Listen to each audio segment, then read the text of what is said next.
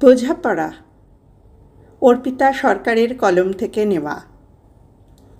নিজের সবটুকু যার জন্য ত্যাগ করেছেন সেও কিন্তু একদিন বলবেই, কেন করেছিলে? আমি কি করতে বলেছিলাম? সমস্ত সমস্যায় তার পাশে থাকার পরেও একদিন কিন্তু শুনতেই হবে, আমার সমস্যা আমিই মিটিয়ে নিতে পারতাম, তুমি না থাকলেও চলতো। তার সমস্ত হারিয়ে যাওয়া সম্পর্ককে চেষ্টা করে তার কাছে ফিরিয়ে দেওয়ার পরও আচমকা কিন্তু সে বলবে, আপনি নাকি তাকে একা করে দিতে চান।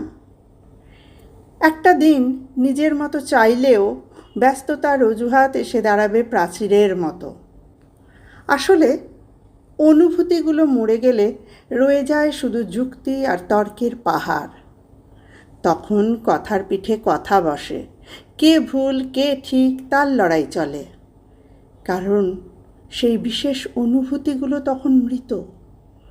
তাই যার জন্য সবটুকু ছাড়ছেন সেও একদিন বলবে স্বার্থপর।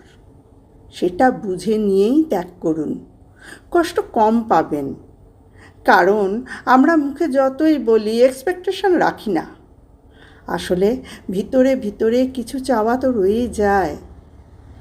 একটা একলা সন্ধে, একটা নিশ্চিন্ত বিকেল, হয়তো তখনই চেয়েই যাই মনে মনে। তাই তো আঘাতগুলো আঘাত হয়েই আসে আর আমরা নতুন করে ভেঙে পড়ি।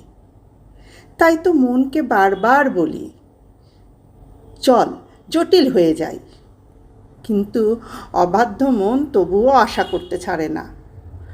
আশা থাকলে আশা ভঙ্গও থাকবে নিশ্চিত। জীবনটা ঠিক পাহাড়ের বাঁকের মতো, অসম্ভব রহস্যময়। আজ যেটাকে নির্ভেজাল ভালোবাসা মনে হচ্ছে, কাল সেটাকেই মনে হয় শুধুই বোঝাপড়া। কলমে অর্পিতা সরকার।